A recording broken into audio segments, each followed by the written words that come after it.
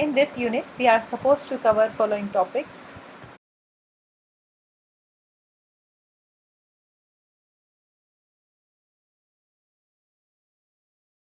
Relocating manufacturing facilities is not a trivial matter. Besides overcoming the high initial setup cost, other factors to consider are infrastructure, communication, and connectivity. Having good and cost-effective warehousing, transportation, and other logistic support is essential. This is just the start. There is also a challenge of finding the right skilled manpower and thereafter putting the new networks through the training specific to their production process. Further considerations include government support, a favorable tax regime and legal framework, and the ease and speeding of starting a business in a new country. Taking a leaf out of the book that Thailand and Vietnam used to attract FDI, both India and Indonesia need to further liberalize the trade, spend more on infrastructure, construction, reform land and labor laws, and offer other tax breaks for the foreign investors. Legal reforms, liberation, and favorable taxes are necessary for economies to reach their full potential. This unit helps to grasp company strategies for sequencing the penetration of the countries. The scanning techniques discussed in this unit can help you in the role of future managers in limiting the geographic alternatives and consider otherwise overlooked areas.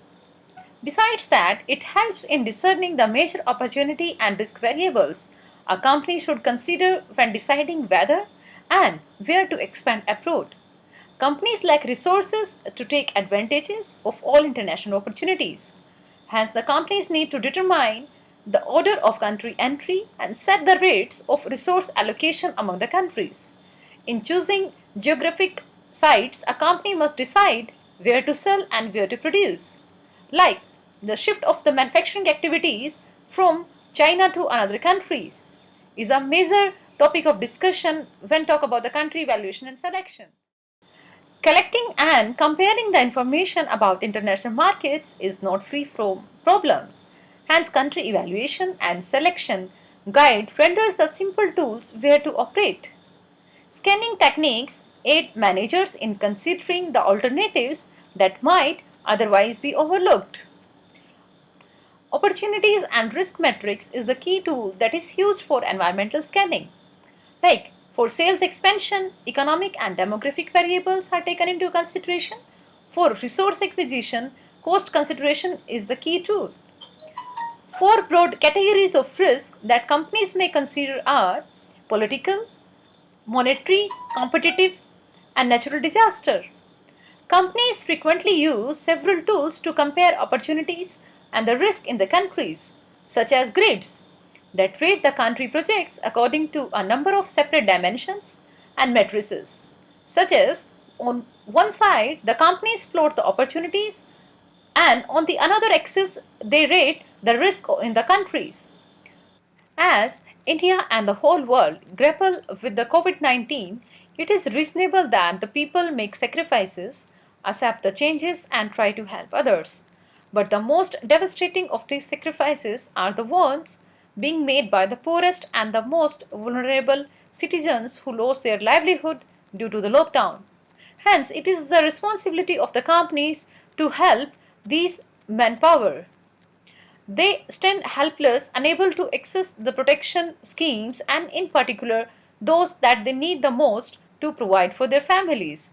The study of the business ethics and the practices deals with the issues like corporate governance, rampant practices of bribery, presence of discrimination, absence of corporate social responsibility, violation of environmental regulations, and violation of labor laws. Companies need to understand their role and they must satisfy the stakeholders involved, like the shareholders, employees, customers, and society. Ethical behavior can help a company to develop a competitive advantage and how they can be differentiated in comparison to other competitors and avoid being perceived as irresponsible by the society. International accords to stop bribery are recommended by OECD Anti-Bribery Convention, ICC Code of Rules, and UN Convention Against Corruption. When it is about environmental regulations, it is generally found that the companies are compromising the environmental norms like contamination of air, soil, and water during the manufacturing process. And many companies are subjected to violations of environmental regulations. Hence, the companies need to understand and abide by the environmental regulations and sustainability norms. Kyoto Protocol that was signed in 1997 to require the countries to cut down their greenhouse emissions to 5.2% below 1990 levels between 2008 and 2012. Some countries are abiding and adopted the stricter requirements, but some countries like China and US still have not ratified it because they are not abiding by the environmental regulations. Sustainability is a good business practices. Hence, the companies should work hard on the environmental regulations, on the labor laws, and on the ethical practices. If the countries want to perceive them positively by the companies that are shifting their operations from other countries to India, then they need to abide by the strong environmental regulations, sustainability norms, and the ethical practices.